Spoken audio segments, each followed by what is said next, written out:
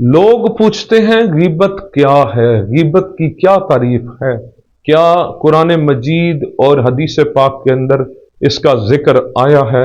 تو آئیے حضرت سیدنا ابو ہریرہ رضی اللہ تعالیٰ عنہ کی خوبصورت روایت جو آقا علیہ الصلوۃ والسلام سے انہوں نے خود سنی کہ اللہ کے رسول صلی اللہ علیہ وآلہ وسلم نے ارشاد فرمایا، تم جانتے ہو کہ غیبت کیا ہے، غیبت کسے کہتے ہیں؟ تو صحابہ کرام علیہم رضوان نے عرض کیا، اللہ عالم و رسول ہو، کہ اللہ اور اس کا رسول ہی بہتر جانتے ہیں۔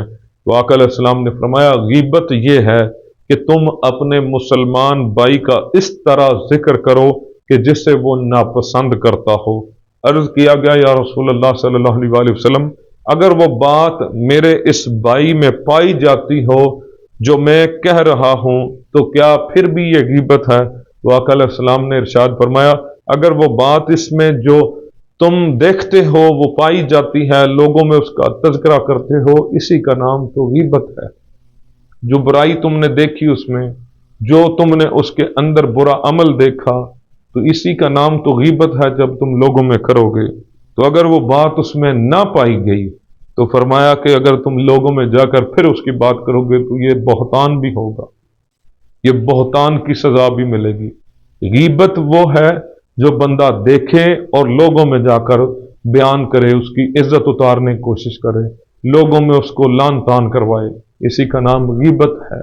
اگر پردہ ڈال دے تو اللہ کے رسول صلی اللہ علیہ وآلہ وسلم نے فرمایا جس نے کسی مومن کا پردہ رکھا دنیا میں، کل یوم محشر اللہ رب العالمین اس بندے کے پردے رکھے گا، اس بندے کے گناہوں پر پردہ ڈالے گا۔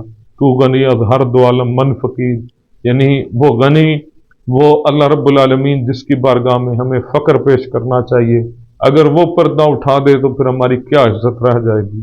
اگر وہ غنی پردے ڈالے تو ہماری تو عزت رکھے گا اس جہان میں بھی جو اس نے رکھی ہوئی ہے، اگر وہ اگلے جہان میں بھی اسی طرح رکھے تو ہمیں کیا چاہیے؟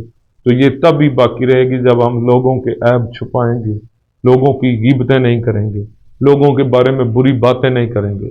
اگر پائی جاتی ہیں تو اسے کرنا اس کا نام غیبت ہے، نہ پائی جائے تو اسے کرنا اس کا نام بہتان ہے۔